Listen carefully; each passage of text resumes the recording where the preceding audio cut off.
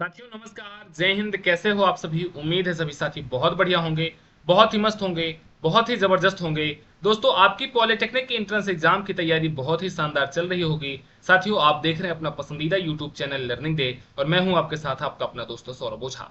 दोस्तों, polytechnic entrance exam 2024 के लिए मैथ के इस रिकॉर्डेड क्लास में आज आपको मैं हाइट एंड डिस्टेंस के पार्ट 2 के बारे में डिस्कस करने वाला हूं। इसका पार्ट 1 मैंने आपको ऑलरेडी अवेलेबल करवा दिया है। इस सीरीज में हम लोग लगभग 10 से 15 मिनट के एक वीडियो में उस चैप्टर से रिलेटेड हर एक प्रश्न को देखने का समझने का प्रयास करते हैं जहां से प्रश्न आपके एग्जाम में सबसे ज्यादा पूछा जाता है या जिन पर आधारित प्रश्न आपके एग्जाम में आता है। तो साथियों, अगर आप चैनल लर्निंग डे पर पहली बार जुड़ रहे हैं तो इस चैनल को सब्सक्राइब जरूर करना, दोस्तों को शेयर जरूर करना। हमारे साथ टेलीग्राम, इंस्टाग्राम, व्हाट्सएप ग्रुप पर जुड़ने के लिए नीचे डिस्क्रिप्शन में दिए गए लिंक के माध्यम से आप जुड़ सकते हैं। साथियों, इस प्रश्न के बारे में अगर मैं बात करता हूं तो यह प्रश्न मैंने आपको हाइट एंड डिस्टेंस के पार्ट 1 में होमवर्क दे रखा था। बहुत सारे बच्चों के आंसर आए थे। जिन बच्चों को यह प्रश्न समझ में नहीं आया था, बिल्कुल ध्यान से, बहुत अच्छे से, बहुत तसल्ली के साथ इस प्रश्न को देखने का प्रयास करेंगे। दोस्तों, मैं आपको चैनल को सब्सक्राइब, लाइक, ये सारी चीजें आपको मैं पहले बता दिया ताकि बीच में, क्लास के बीच में किसी भी प्रकार का कोई डिस्टरबेंस ना हो, हम और आप सिर्फ और सिर्फ प्रश्नों के बारे में डिस्कस कर सकें।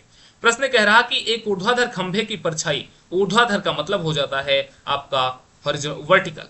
कह रहा कि ऊर्ध्वाधर खंभे की परछाई खंभे की ऊंचाई के बराबर है। अब खंभे की जो ऊंचाई हो रही है, मैंने मान लिया खंभे की ऊंचाई क्या है, ए बी है। कह रहा कि खंभे की ऊंचाई, खंभे की परछाई मैंने मान लिया क्या है आपकी, बीसी है। कह रहा कि A B is equal to BC है आपका। तब आपको उन्नयन कोण का वैल्यू ज्ञात करना है।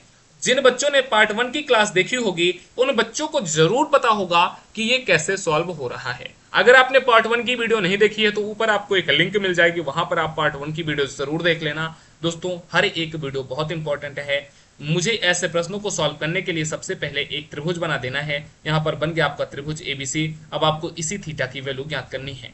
दोस्तों, आपको लंब की वैल्यू दिया गया है, आपको आधार की वैल्यू दिया गया है। जो ए बी है आपका लंब हो गया और जो बी सी है आपका आधार हो गया। लंब और आधार किस कॉन्सेप्ट में आता है तो tan theta is equal to लंब हो जाता है और लंब की वैल्यू एच है। और कह रहा जो आधार है, आधार की वैल्यू भी लंब की वैल्यू के बराबर है, मतलब दोनों की वैल्यू बिल्कुल सेम है। तो इसकी वैल्यू भी क्या हो जाएगी आपकी एच।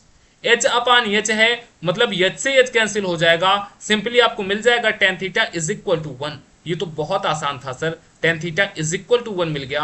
अब आपको बताना है कि टेन थीटा के फॉर्मेट में या टेन के फॉर्मेट में कितने डिग्री की वैल्यू 1 होती है। आप कहोगे सर टेन के फॉर्मेट में टेन 45 डिग्री की वैल्यू 1 होती है। अब इस टेन से इस टेन को आप कैंसिल कर सकते हो और थीटा इज इक्वल टू आप 45 डिग्री टिक कर सकते हो। आपका करेक्ट आंसर हो जाएगा ऑप्शन नंबर ए।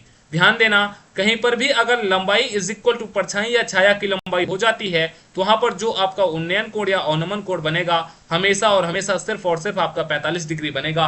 ये बहुत इंपॉर्टेंट प्रश्न है और इस पर आधारित प्रश्न इस करंट सिनेरियो में एग्जामिनर बहुत ही ज्यादा पूछने लगे हैं। तो इस प्रश्न का जो करेक्ट आंसर हो जाएगा ऑप्शन नंबर ए हो जाएगा आपका। अब इसके आगे अगर मैं अगले प्रश्न की तरफ बढ़ता हूं तो अगला प्रश्न दोस्तों आपको कुछ इस तरीके से देखने को मिलेगा।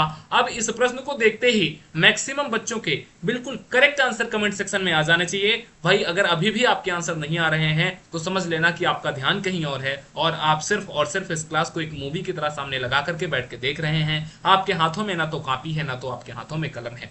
दोस्तों, ये सारी चीजें लेकर के आप बैठा करो। जो जो इंपॉर्टेंट पॉइंट, जो जो इंपॉर्टेंट पहलू मैं इस क्लास में बताता हूं आपको ध्यान देना है। इस प्रश्न को सभी साथी बहुत अच्छे, बहुत तसल्ली और बहुत ध्यान से देखेंगे। कह रहा कि एक मीनार के आधार से 10 मीटर की दूरी पर, एक मीनार के आधार से 10 मीटर की दूरी पर मीनार के शिखर का उन्नयन कोण 45 डिग्री है। सबसे पहले आपको पिक क्या कर लेना है कि उन्नयन कोण मतलब थीटा डिग्री की वैल्यू क्या है। थीटा की वैल्यू आपकी 45 डिग्री आपको मिल गई। कह रहा कि आधार से 10 मीटर की दूरी पर, मतलब आप इसको कह सकते हैं कि छाया की लंबाई या परछाई की लंबाई आपको, या फिर आप कह सकते हैं आधार की लंबाई आपको दे दिया गया है कितना, 10 मीटर। दोस्तों, आधार की लंबाई आपको 10 मीटर दे दिया गया है, थीटा की वैल्यू आपको 45 डिग्री दे दिया गया है। अब आपसे मीनार की ऊंचाई पूछ रहा है। इसके जस्ट पहले वाले प्रश्न में मैंने आपको बताया था कि कहीं पर भी अगर उन्नयन कोण आपका 45 डिग्री बनता है तो जो ए बी होता है वह बीसी के बराबर होता है। ए बी को हम लेंथ मान रहे थे, बीसी को हम आधार मान रहे थे, मतलब एल इज इक्वल टू ए हो रहा था। और अगर यहाँ पर आधार आपका 10 मीटर दिया गया है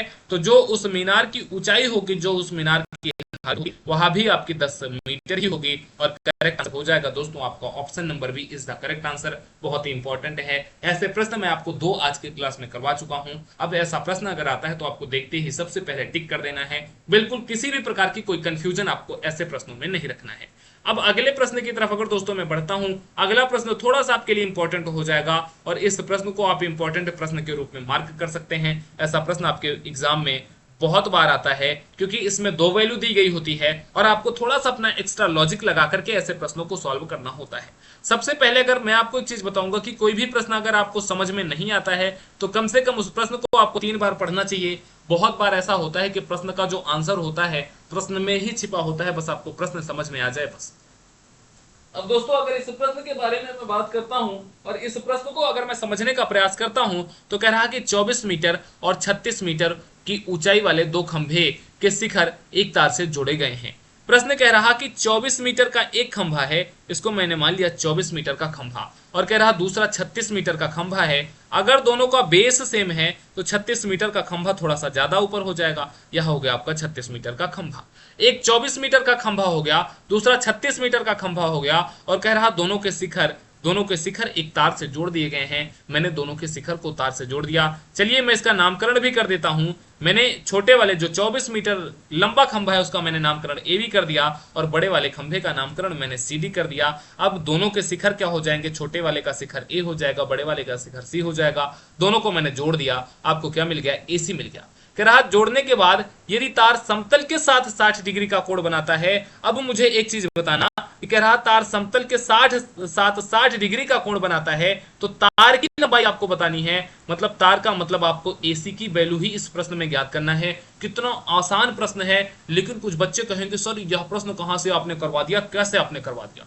बिल्कुल ध्यान से देखना, अगर जो ये तार एसी है, अगर मैं इस तार को आगे ऐसे ही बढ़ाता चला आऊंगा तो यहां पर जो कोण बन रहा है इस कोण की वैल्यू 60 डिग्री है। मैं कलर चेंज कर देता हूं और थोड़ा सा पेन को मैं पतला कर लेता हूं ताकि समझ में आ सके। मैंने यहां से तार को बढ़ा दिया, तार यहां तक आ गया और यह तार समतल के साथ कितने डिग्री का कोण बना रहा है, 60 के साथ। अगर यह तार समतल के साथ 60 डिग्री का कोण बना रहा है तो पॉइंट ए से अगर मैं इसको कुछ इस तरीके से डिवाइड करके यहां पर एक बिंदु ई मान लेता हूं तो जो यहां पर कोण बनेगा, कोण ए सी ई, इसकी वैल्यू भी 60 डिग्री होगी। सर ये कैसे होगी, क्योंकि ये दोनों एक दूसरे के समानांतर रेखाएं हो जाएंगी, इसीलिए जो आपका कोण ए सी ई बनेगा, ए सी ई की वैल्यू भी आपके लिए कितनी होगी, 60 डिग्री हो जाएगी। अब आपको वैल्यू किसकी ज्ञात करनी है, एसी की वैल्यू ज्ञात करनी है। बस इतने से ही आपका प्रश्न सॉल्व हो जाएगा। सबसे पहले मुझे आप बताना कि टोटल सीडी की वैल्यू कितनी है, मतलब बड़े वाले मीनार की ऊंचाई कितनी है, 36 है।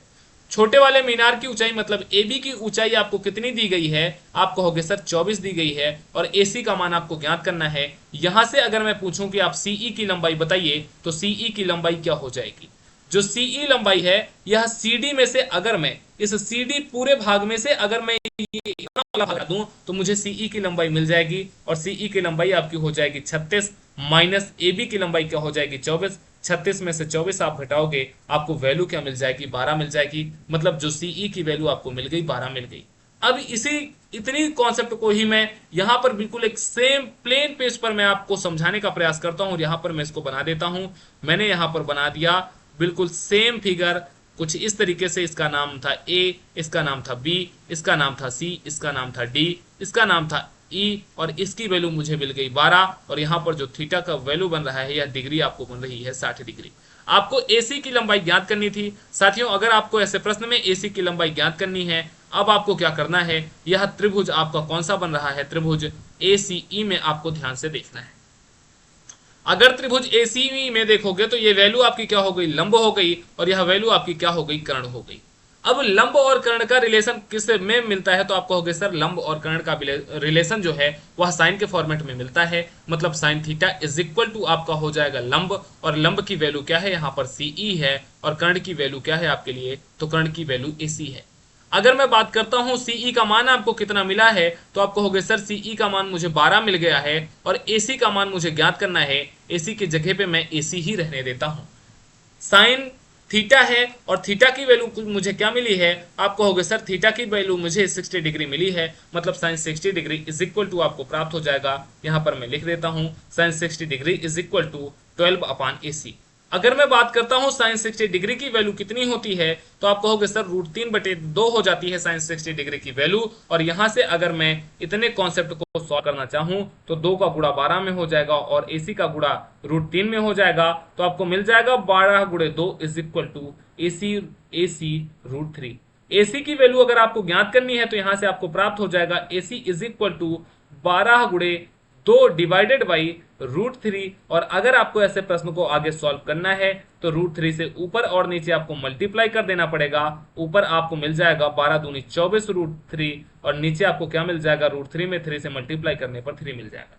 अब इस 24 को दोस्तों, ऊपर जो 24 है, इस 24 को बहुत अच्छे तरीके से और बहुत शानदार तरीके से आप 3 से कट कर सकते हो। जब इस 24 को 3 से कट करोगे आपको मिल जाएगा 8 और √3 इसके साथ एक्स्ट्रा लगा हुआ है और ये पूरी यूनिट किस में आ जाएगी, मीटर में। मतलब जो AC आपको दिख रहा है, AC कहां पर है, जो ये AC है, इसी AC का मान आपको मिल गया 8√3 और यही तार दोनों के शिखर को जोड़ रहा था। मतलब हमें इसी की वैल्यू ज्ञात करनी थी। अब मैं कहूं कि इस प्रश्न का करेक्ट आंसर आप बताइए, तो आप कह सकते हो सर इस प्रश्न का जो करेक्ट आंसर है वह 8√3 हो जाएगा। और 8√3 कौन से ऑप्शन पे दिख रहा है, तो ऑप्शन नंबर बी पे मुझे 8√3 मीटर दिख रहा है। बिल्कुल सही हो जाएगा, बिल्कुल करेक्ट आंसर आपका ऑप्शन नंबर बी हो जाएगा। दोस्तों एक बार मुझे बताना थम्स अप करके इस वीडियो के कमेंट सेक्शन में कि अगर आपको ये प्रश्न समझ में आया हो तो आप मुझे कमेंट सेक्शन में जरूर बताना। दोस्तों ध्यान रखना, ऐसे प्रश्न आपके एग्जाम में बहुत ज्यादा पूछे जाते हैं और ऐसे प्रश्नों का वेटेज बहुत ज्यादा रहने लगा है अब करंट टाइम पे। आपको ये सोल्यूशन मिल जाएगा।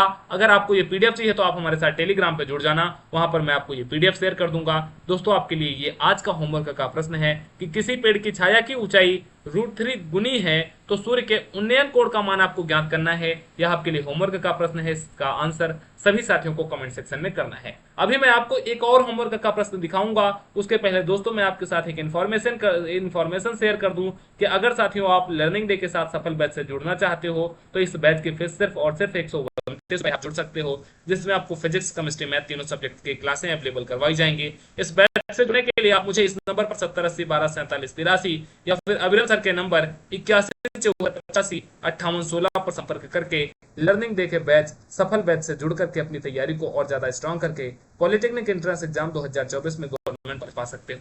साथियों यह प्रश्न आपका हो गया होमवर्क नंबर 1। इसका आंसर कमेंट सेक्शन में सभी साथियों को आना चाहिए और अगर आप सॉल्व करके मुझे मेरे इस व्हाट्सएप नंबर पर शेयर करेंगे तो नेक्स्ट वीडियो में जरूर आपका नाम मैं अनाउंस करने का प्रयास करूंगा।